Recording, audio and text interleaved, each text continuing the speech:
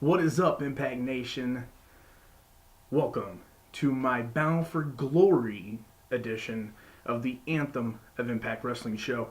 I'm your host, Jason. And of course, we're going to talk about last night's Bound for Glory. Um, just a few thoughts overall on the whole show. You know, I thought it was actually a very entertaining show. Were there problems with it? Sure. Um, I don't quite see all the problems that I've heard and seen other people talk about. Um, you know,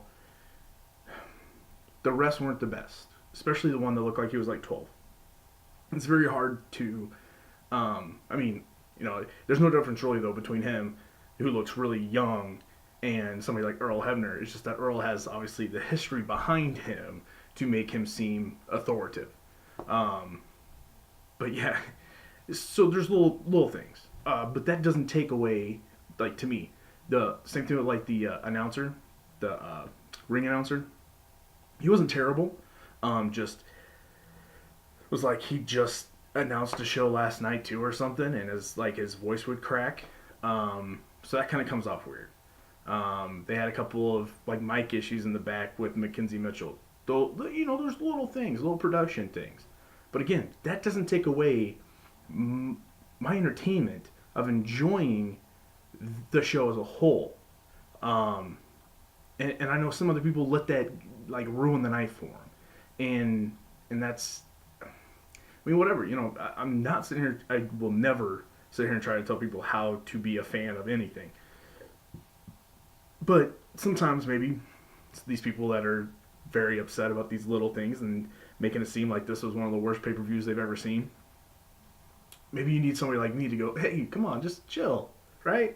It's wrestling, and hopefully that's what I can be here for.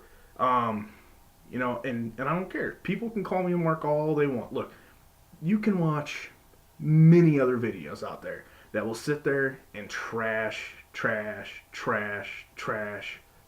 everything that Impact does. And if that's what you want to watch, that's fine. I don't consider myself a mark. Go back and watch my review of last Thursday's Go Home show. I criticized it. It was a fine show, but it was not. It should not have been the Go Home. That was a terrible Go Home show. Um, this one again. Sometimes us as Impact Wrestling fans, we start reading some of the rumors, the possibilities, and we start getting hyped, and we start thinking. We set ourselves up for failure, or to be disappointed, because we start thinking, oh, like, and it wasn't Andre Corbeil's fault, because he even said, look, I'm just speculating because I saw this and it caught my eye. I just wanted to make a video on it. It wasn't like he was saying, oh, I've heard news. But we see, could be Pentagon Jr. could be there, and then somebody else reports that there's a do not enter trailer. And I kind of got caught up in that a little bit too. Because like I said in my predictions video that I was thinking Brian Cage could be there, Austin Aries could possibly make a debut. Same thing with Tessa Blanchard, and things like that. And at the same time, like, if you really sit back and go, okay, are they really going to be bringing in all these people? Like, whenever they're cutting costs and getting rid of people like Rockstar Spud and Reno Scum, and none of these people were really like on TV a whole lot. So if you're cutting people that weren't on TV to begin with, why would you be bringing in a bunch of people to be on TV whenever you already struggle on getting everybody on every week in a 2-hour show? So everybody gets caught up in it. I do too. And so you set it up. So it was it let you down because, oh, man, well, most of us figured out Sami Callihan, but not everybody did. Not everybody knows who Sami Callihan is. Some people might recognize him as Jeremiah Crane from Lucha, or Solomon Crow from NXT, but not a lot of people watch NXT. Mainly just the hardcore fans watch NXT. Um, Impact Wrestling fans, there are a lot that are hardcore wrestling fans, but they have also very many casual fans. Not as casual as, say, like what WWE fans are, as far as casual, but there's still a good number of casual-ish fans. Like, they're not trying to watch, every day of wrestling. They do watch Impact. They do watch maybe WWE and some other things. They might know some things.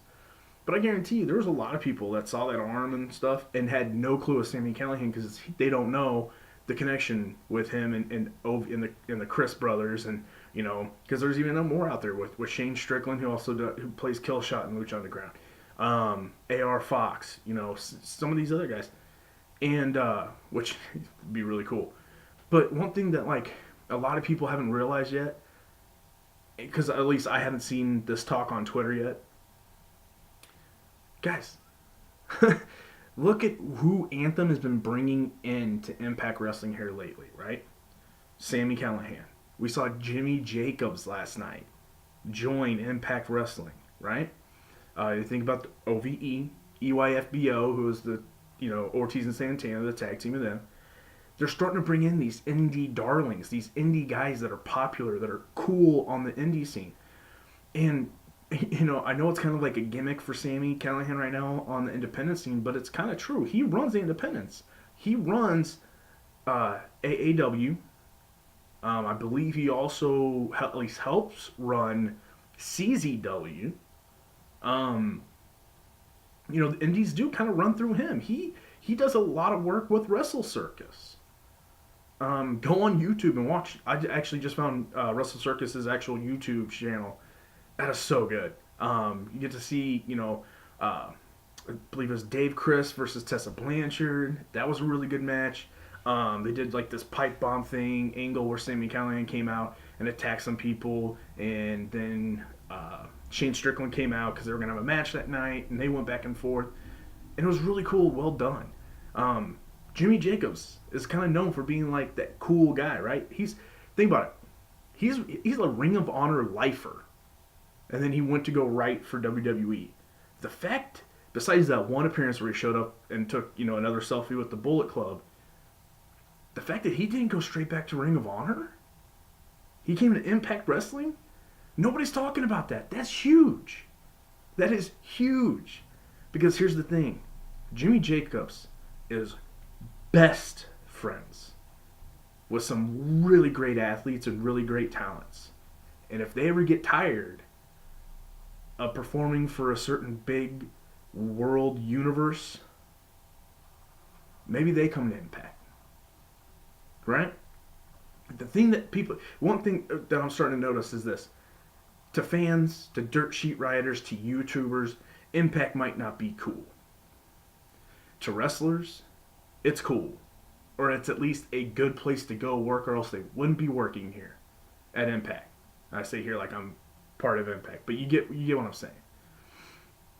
So whenever I see all this stuff just going on and on and on and on, it like, sit back and relax, collaborate and but just sit back, relax, and enjoy the show, and realize that slowly, because it is a slow process, but surely, Impact is getting better. Now, was last night's show, I'll tell you right now, Slammiversary was way better than last night's show. But I still enjoyed last night's show. I remember sitting there going, it was, the six-sided steel match was getting ready to start, and I'm like, oh, damn. Wow, I'm already like 2.5 hours in. That was the fastest 3 hours that I can remember watching like wrestling of some sort. I don't care what company it is. Like, it just flew. And that says a lot. It means that things flowed well, and was entertaining. At least to me. If what things that happened last night weren't to some other people's cup of tea, that's fine. And as I go through the card here and review, I'll talk a little bit more on certain topics then. But that was just kind of like my overview of like what I thought and what I think. Seeing some of the backlash and some of the fallout on Twitter and different dirt sheets and YouTubers that I've been able to check on today while I've been at work. That's what I've seen, and I wanted to get that comment out and get it out of the way. So let's go through the card now. So the night starts off with them showing Alberto El Patron arriving backstage, and I thought it was really cool the way they that different filters that they have on that shot. Um, I think it's definitely since Kevin Sullivan's been back, they've utilized these different filters, whether it's on like that slow mo replay, because then the filter looks a little different. Whenever they happen to do the different pre-tapes, sometimes the filters look different. It looks cool. I don't know what the filters are. I'm not big into like cameras and video, audio, all that stuff. As you guys can see from my videos, I use, like I said, my laptop camera and everything else. I am working on it. All right, I got some other more important things to take care of before I start getting this stuff. But I am gonna take care of it. I do want these videos to get better as far as the quality. But anyway, we go to the first match, and it's the X Division Championship match, 6-way matchup. And man, this is how you kick off a pay per view. This was great. This took me back to like old school X Division matches. I'm talking, like the era of like Lethal and Sabin, Shelley, Divine, PD, Sanjay Dutt, um, you know, Kazarian, those kind of like that era of X Division. This is what it kind of reminded me of. The way this whole match was just kind of like laid out, and the different spots that they did. But man, the crowd to start off was super hot, and then I was like, man, this crowd is super loud. That's awesome. Then Petey's music hit, and he came out to the old school Team Canada music, which was awesome. Number one. Number two, the crowd got even louder, just blew up. That was awesome. Good for Petey Williams. He's always been one of my favorite X Division guys, TNA guys. Now that he's been back for however long he is back for, super stoked that he got that moment. That I think he definitely deserved that moment to come out last like that and just have that crowd, that home crowd, really, really love him. But like I said, a lot of great action. I thought Trevor Lee throughout the match was just amazing. Not just like with his different moveset, but just the way he, he's in there being his character, being Trevor Lee. It's amazing. He's an absolute treasure. So glad he actually still won. But Desmond Xavier in there was just insane. He's just a crazy athlete. Really always enjoy his work. That he needs to work a little bit on his promo, and they needed to find more of like a gimmick for him. Right now, he does kind of come off as just like this, hey, I'm an athlete, so here I go. They can kind of develop a little bit of a character for him. I think the sky's the limit for this kid, because the reason why I say this is because I think Desmond can be more than just an X Division guy. I think he could definitely move up and take on like a grand championship. Way down the road, but eventually maybe even a world heavyweight championship. But I think that would be really far down the road. I love the ending of this. I know some people were like, well, it's kind of and I get it. Like, I think people were wanting just a true, blah, blah, blah. But this is exactly who Trevor Lee is. This is how he's been winning matches. Why change it? If you're going to keep Trevor Lee winning. And look, you couldn't get a bigger heel reaction than to have one of the best moves in professional wrestling done by Petey Williams, the Canadian Destroyer. So you get the crowd up and high thinking Petey's winning it, to have Trevor Lee, your heel, come in from behind, steal the victory. In Canada. That's how you get that heel reaction, because and I go back to this little segment of whenever Roman Reigns won the Royal Rumble. I think a lot of people have seen this backstage clip where, Michael Hayes says, hey, listen, don't worry about this crowd. We don't book a show for a city. We book it for the world. And as much as that makes sense, if you have a heel or a baby face and you want to get that guy over as such, whichever they are, you need to do something to get that crowd to react the way you want them to react. So then everybody at home that is watching around the world goes, oh, yeah, look, they're booing him out. He is bad. That was terrible. You know what I mean? And, of course, that type of stuff doesn't necessarily work for guys that know the business, right? Not that I know the business, but, we get some of the inside stuff. We've been around. We know that it's fake. We know that it's, what they're trying to do. And, this is what he did. So you took an absolute great moment of keep building throughout the match, making it look like Petey Williams, the Canadian guy, was going to finally get that X Division championship back after so long, and in front of that crowd, and then Trevor just steals it. Just absolutely steals it. That's how you get that heat on him. And he stays a great heel because he is. He's a tremendous heel. I thought that was a great way to start off the pay-per-view. And then we get, and I don't know if this next match was, they just happen to have these guys both there. It's like, hey, listen, this is what we're going to do instead. With the whole Taya Valkyrie unfortunate thing of not being able to be there. Or if this was already planned, I'm not sure. I'm guessing that this was kind of like the backup plan. But we get another guy making kind of a debut, if whether it's one night or not. But Tyson Dukes, who used to be in Impact Wrestling back in the day.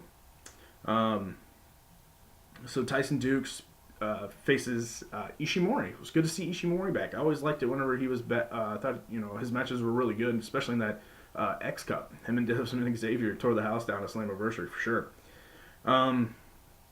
In the middle of this match, Laurel Van Ness showed up in the crowd, kind of doing her thing. I thought it was pretty funny.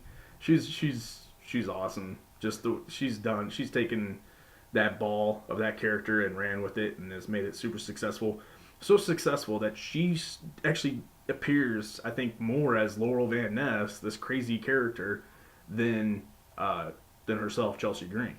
I don't know the facts on that, but from the posters that I see get posted and stuff that I see about different local indie shows, I see a lot more of Laurel Van Ness than Chelsea Green. I thought in this whole match, Tyson Dukes was very impressive to me. I know he wasn't winning or doing a whole lot of stuff. They kind of gave the match a little bit more to Ishimori, but just the way he was selling, his facials, he looks very impressive. I hope he does actually join Impact Wrestling on a more consistent basis, and I think he could do some good things. You could see him and maybe Petey doing a tag team and have a kind of change up the tag team scene a little bit. But like I said, Taiji Ishimori got the win, so that's always good. Then we get another little backstage promo with Grado and Abyss, and Grado kind of standing up to Abyss and calling him Joseph. Basically, he's kept calling him Joseph because his plan, I think, was to try to bring out Joseph instead of Abyss, so then he doesn't have to face Abyss. Now we get to a segment where, again, this is a moment of controversy to a lot of people. Not so much to me. I don't know. I've talked about it before. People have seen, know what I've said in other videos about Patron. That whole thing was very unfortunate. Now that we know what has happened, that he was cleared of everything, and, no charges were pressed or anything else, and clearly since then he has kept his nose clean. He has gotten better. Clearly he took the time to really refocus himself. They've definitely... Him and Paige both have stayed out of the light, the cameras. They haven't been on Twitter a whole lot unless they're posting things that they're doing for different charities that they were doing, or whatever else, or Combatis Americas. I think he's posted like some periscopes from them too and stuff. But he stayed clean, so why should They did bring him back, and I'm fine with it. And I thought this promo was actually, again, another one of those great Patron promos that he's been doing since he's been in Impact. Super passionate. At first I thought it was very interesting the way they were kind of talking about Patron as he was coming to the ring, both Josh and JB. And, I was sitting there kind of like, okay, They're kind of talking already like he's, oh man, so unpredictable. I really don't. I'm not too happy that he's back, but and that was really interesting. And then obviously as the stuff went on, you saw the whole story develop, But they're definitely going. He's definitely made the heel turn, going with the whole Impact Wrestling turned their back on me. They didn't believe me. Um, they believed everybody else instead of me.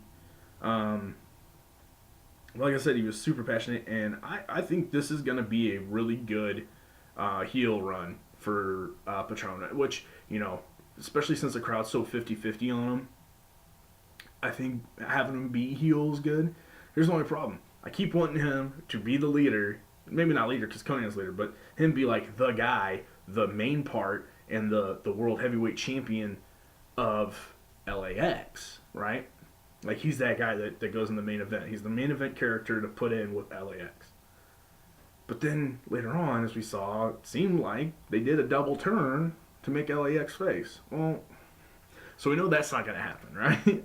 More than likely, Patron's not joining LAX in this heel run. But I do think it's going to be a really good heel turn, heel run for Patron.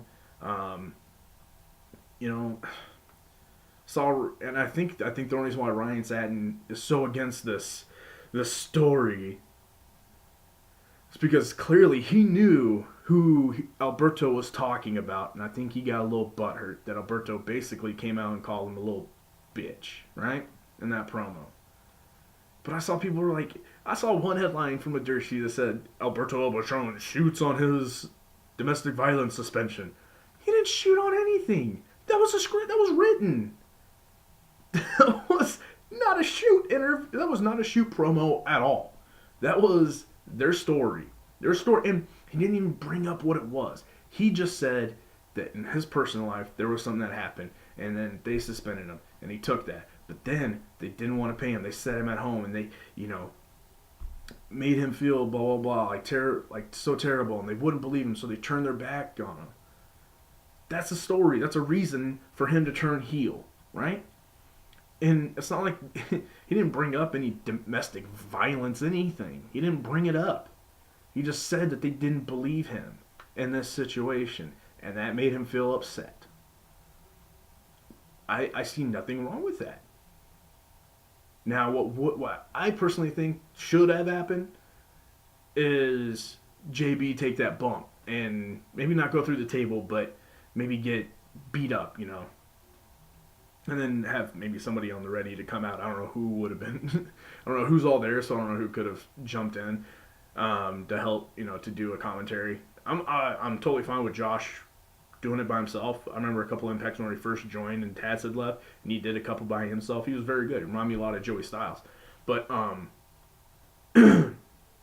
but not for a full 3-hour pay per view, because that would have been pretty much the whole pay per view. So I understand why they didn't do it, but that would have, I think, even made it more villainous, and Patron doing it, because they definitely set that up. Like with Patron saying, this is going to be amazing now, you don't even know what I have planned. It made it seem like there was like something that should have been happening maybe a little bit throughout the night. That's why as soon as he said that, I was like, oh, he's joining LAX. He's going to join LAX, and LAX is about to like run everything by the end of the night. And it didn't happen, so that part left me a little disappointed. But that's where I thought I saw it going, mainly because that's kind of what I wanted to happen. And, but yeah, so, thought that was pretty good. I don't understand why everybody's, well, not everybody, but a lot of people have. And a lot of people were talking about it went forever. Probably because he had to. They were probably like, look, how else can we have something extend? Because there's a whole match. And I guarantee you, that Rosemary and Taya match, that was not going to be a short match. It was going to be a good, lengthy match. I guarantee they probably would have gone 15 minutes at least. Somewhere between 12 and 15. And so they had a lot of room, a lot of stuff to cover. And, well,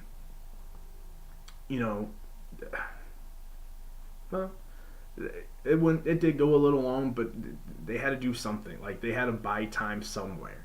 And this is the easiest place to do that. Just have him keep talking and let him go. And, but again, Alberto is a great heel.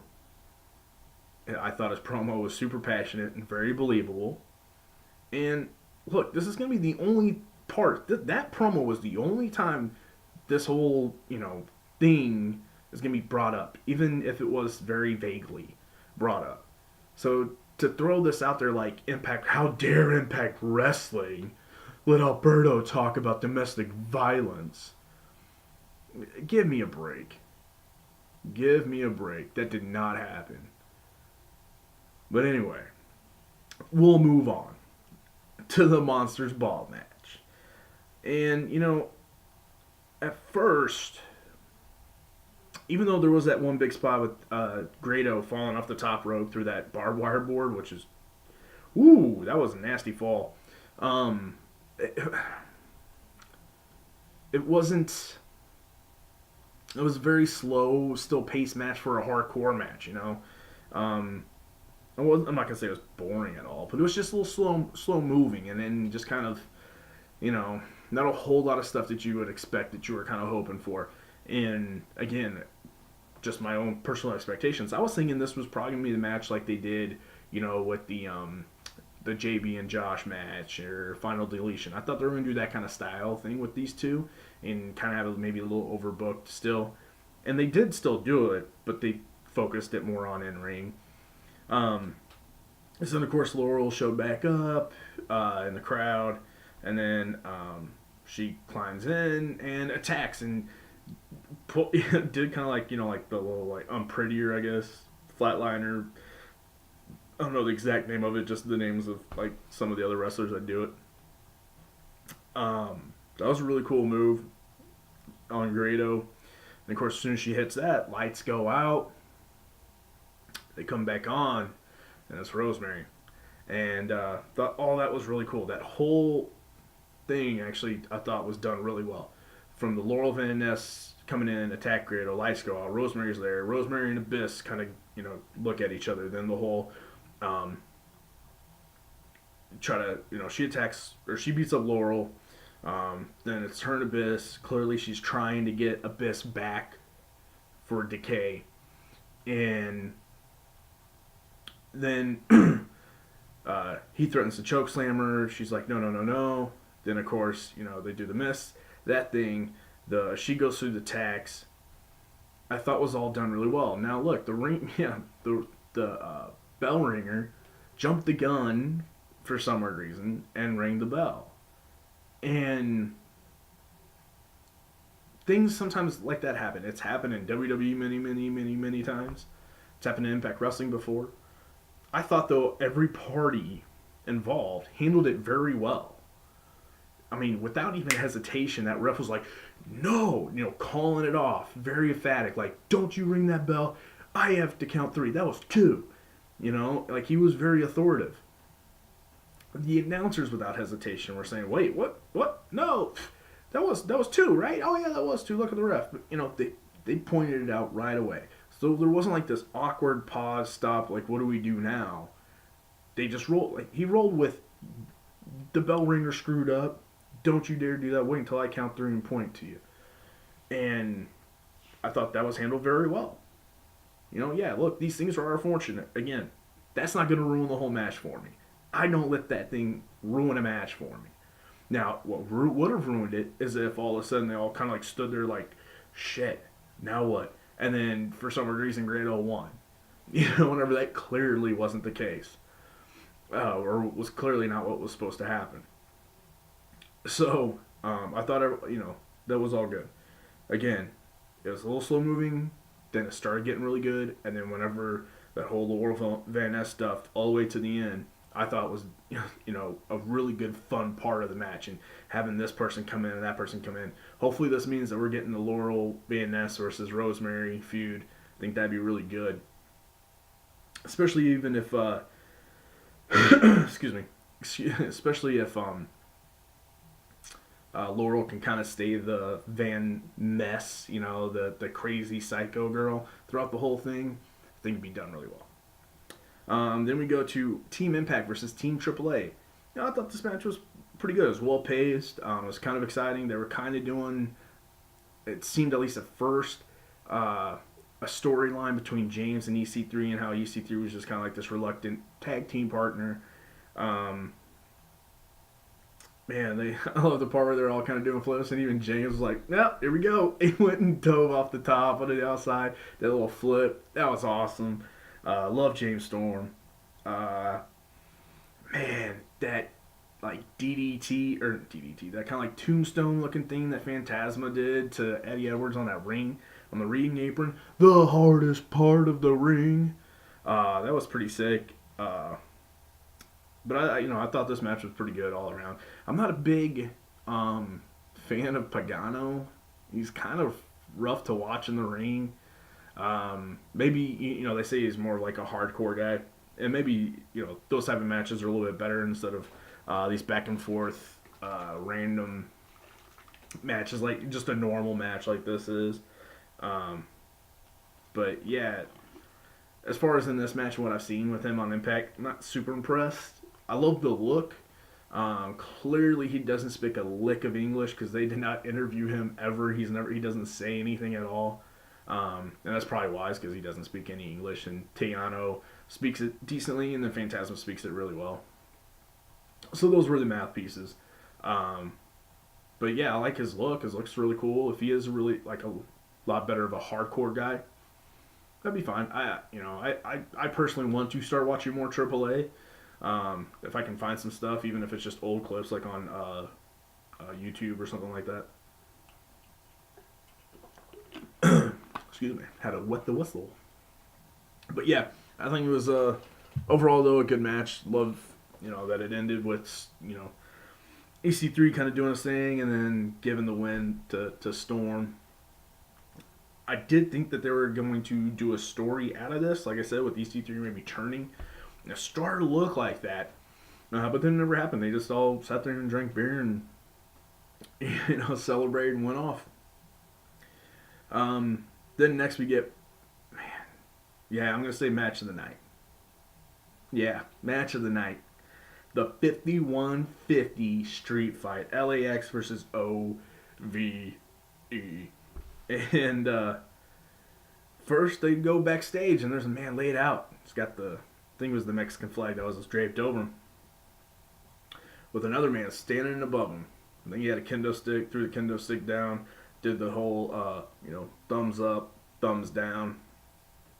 And again, these are all hints. But if you don't watch independent wrestling, if you're not that into it, all you do is watch, the couple major people, you don't know that whole thing for that group is thumbs up, thumbs down. So the only thing that's, hinting to are the marks. Us like hardcore fans that would know that stuff. Man, though, that match, some crazy spots, man. To be honest with you, whenever Santana jumped, kind of fall off the scaffolding onto Dave Crist on the table, man, I thought he knocked Dave out. Like, because he actually kind of more fell, like, on top of Dave's head instead of, like, in the middle. At least that's how it kind of looked. It was really quick, and obviously they didn't have the greatest camera angles on that. But that's just kind of how it looked to me, and I was like, oh, man, that's not good. And then the fact that, like, Dave stayed down quite a bit to sell that, I was hoping he was okay. But, man, just so many different crazy spots. The match was just all over the place. I thought it was great. How they let them really go all over it. Oh, the running power bomb, sit down power bomb from the oh god, not the stage, but the whatever you want to call it, kind of stage, walkway, ramp. Gosh, dang it, I couldn't think of the word ramp. From the ramp onto a table, off onto the floor. Man, just so many. Those guys put their bodies on the line for our entertainment. That was awesome. I personally think this was the best OVE match that they've had in Impact. Again, maybe this is more of their style, kind of being able to do some crazy spots and different things like that. Some of their other matches, and it could be just who they were facing too in some of these other matches. It's just like it was something wasn't there for me, and I don't know what it was, but it was there tonight. And of course, out of nowhere, Sami Callihan debuts. Pushing people, doing the different moves, gets them to win. Then, of course, after the match, like I said, this is where it seemed like they were doing a double turn. They started still attacking LAX. Sammy Callahan gets on the mic, and says, "We are Ohio versus everything." If anybody hasn't had a chance to watch the post-match little video promo of Sammy and OVE, go to Impact Wrestling's YouTube channel, and it should be on there. Thought it was really done really well. And Sammy Callahan, now part of OVE, and he was pretty cool. I'm pretty stoked to see where that even keeps going. So we'll see also if it really is a double turn or if it just kind of came off that way. We'll see how it continues to get booked.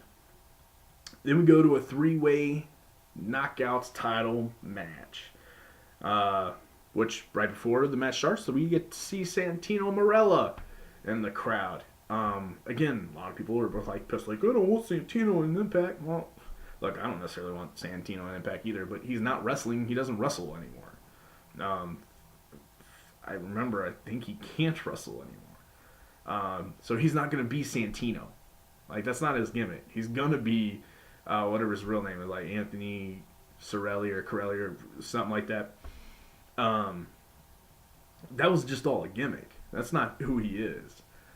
And but he works for Scott D'Amore, or I don't know if it works for, but Scott D'Amore's Can-Am Wrestling Dojo, who did Global Forge, and I think Santino's even on an episode of that.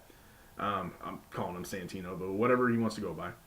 And I have a feeling he's probably more either he was just there, hey, you just want to show up, and because he lives in Canada, hey, do you want to just show up and be in the crowd and be kind of something kind of cool and different?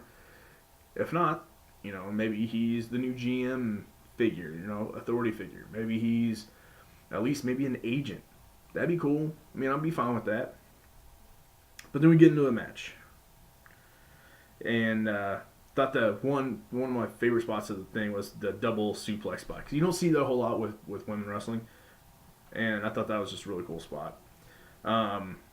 Also from this match, what I got was it was really good to see Allie finally be able to kind of be the good wrestler that she is, instead of being the gimmick, wrestling the gimmick. She got to be a little bit more of the better wrestler, because she is absolutely tremendous. She's a great wrestler, and being able to see that her be able to let go and be that wrestler with this gimmick, it's really cool to see, and I was really happy. It was really good. I really enjoyed it. This might be, man, I don't know. This is definitely the top 3 matches of the night for me. I don't know. This is tough. It gets tough. I think the 51-51 was the best because it was just what they did. And then getting to see the debut of Sami Callihan. This one and X Division are kind of 2 and 3. And then probably maybe the Monsters Ball. I don't know, because the main event was really good too. I don't know. But this was a really good match. But surprisingly, and I kind of agree with, Ricochet, what he said on Twitter about, wow, she won going out, on her last match. Because wrestling etiquette is, if, whenever you leave on your back. And, you leave putting somebody else over. Now, I thought this was a possibility because they want, and I think she does deserve it. That a very emotional, sentimental send-off of, hey, you did it. 10 years later, you did it again. You started it, and now you're ending your career as the Knockouts champion 10 years later. Now, here's what I don't want to see. I don't want to see another tournament. I don't want to see her just put it up for grabs and be like, okay, now I am retiring and now this title is vacant and there will be a tournament. I don't want to see that. Okay? I'm done with tournaments, at least for a while. What I want to see, that's what I'm hoping for, she goes, I'm going to have one last match. I'm putting this title on the line.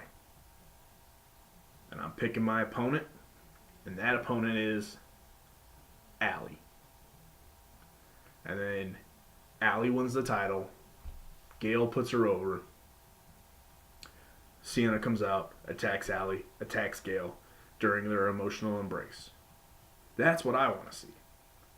So they did make the announcement last night on Bound for Glory that, this Thursday, Gail will address the situation. And I'm hoping that's what it is. I don't want to see her just vacate the title and, now there's a tournament. More than likely, that's probably what's going to happen, to be honest with you. But, we'll see what happens. I'm not upset that Gail won.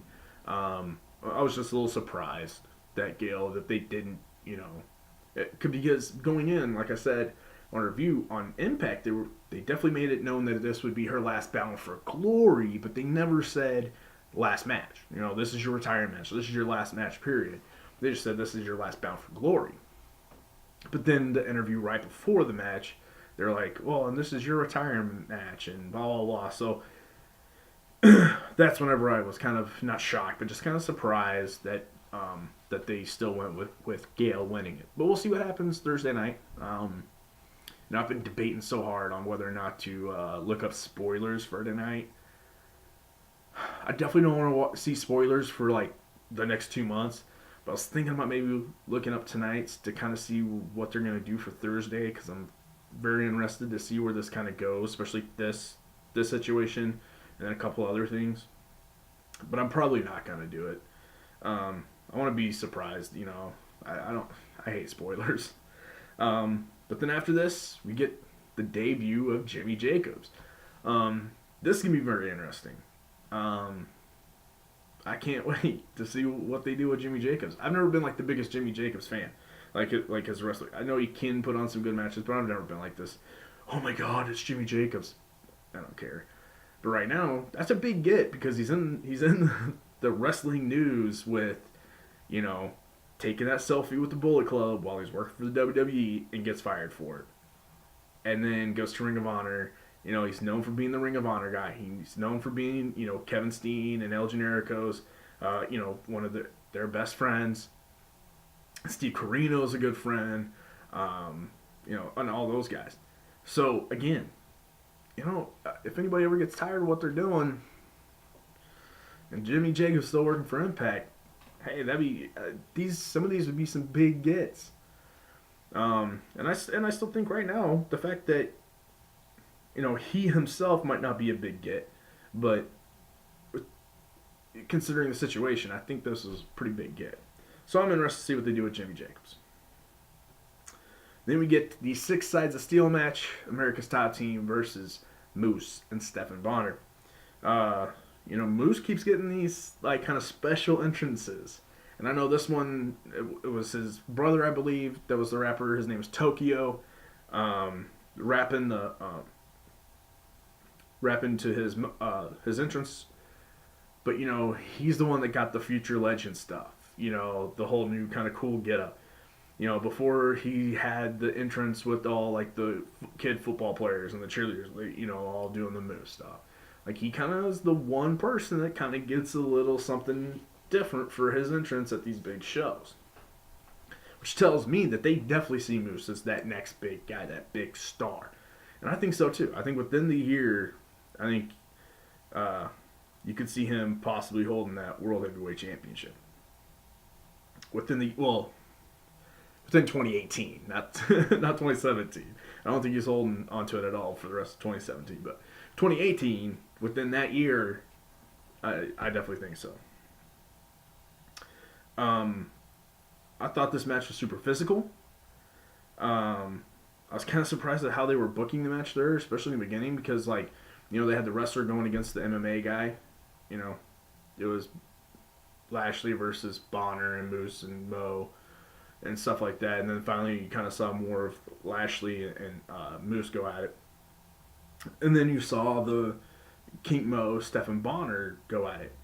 Now this is kind of the part where I thought was,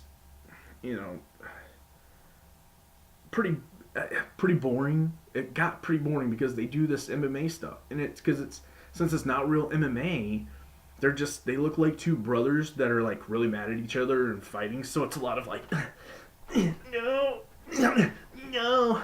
You know what I mean? Like they're just going for submissions, but then they're getting blocked, and then like they're trying to every time they go to hit, they're blocking and like holding them back, and it gets kind of boring because they're on a mat in a big cage where nobody can really see. So when you're laying on a mat, it's tough.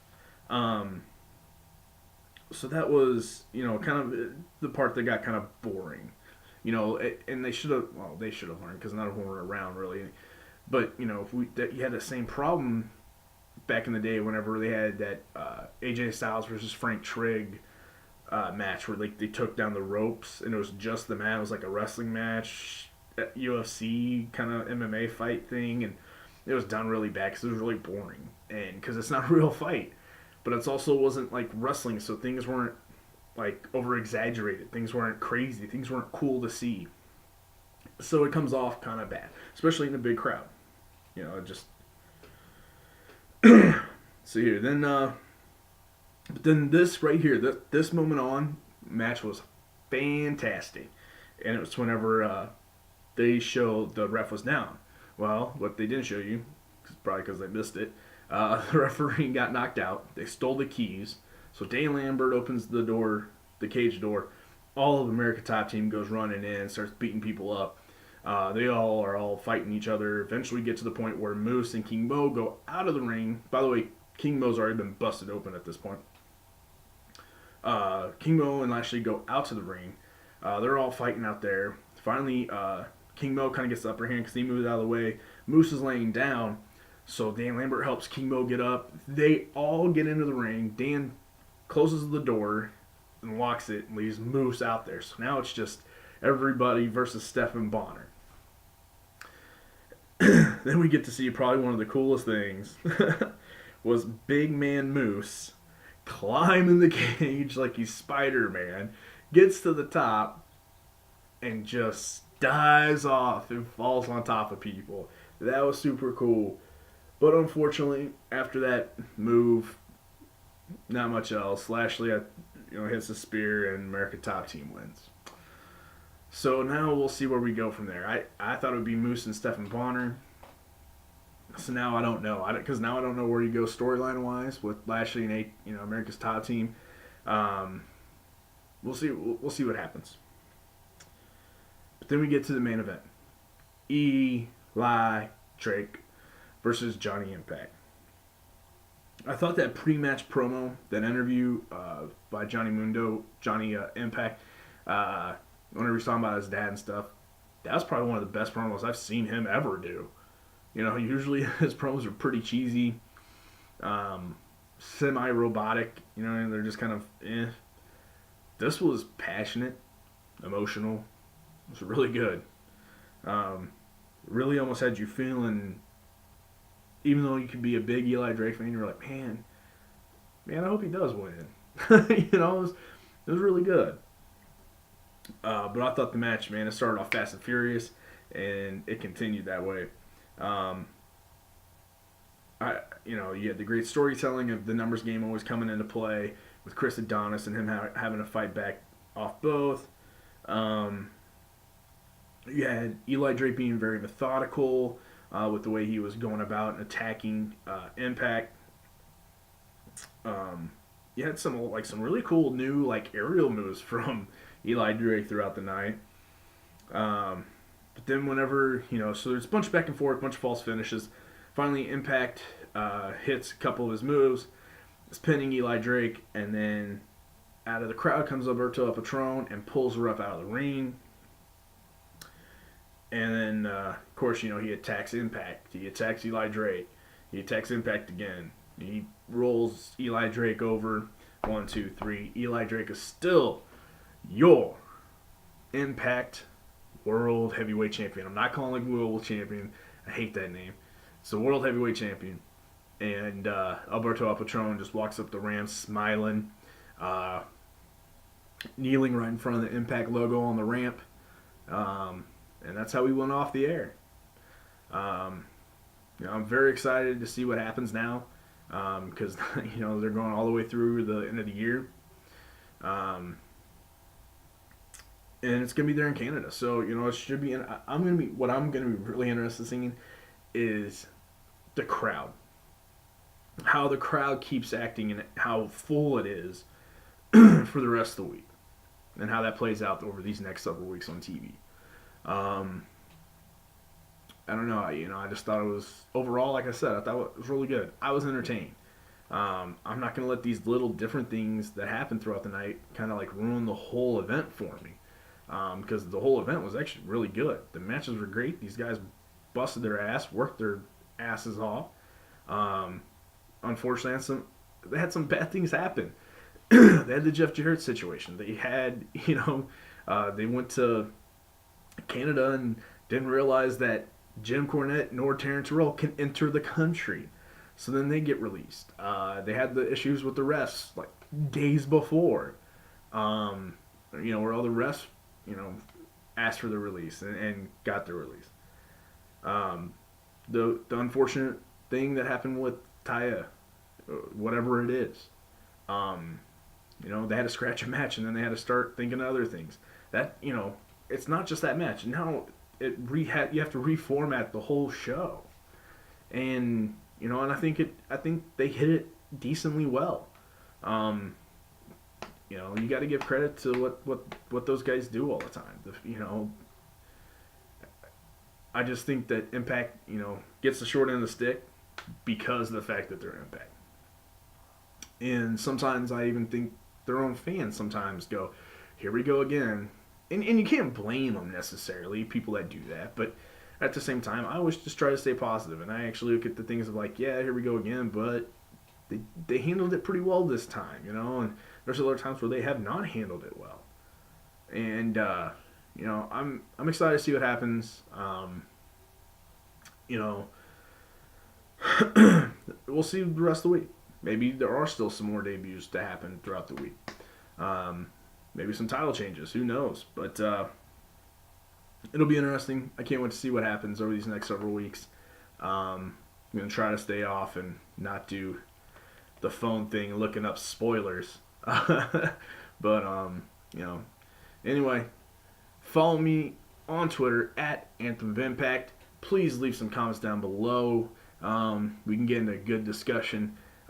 Hit that like button, the subscribe button, and until Friday, where I can review this upcoming Thursday's episode of Impact Wrestling, Impact Nation.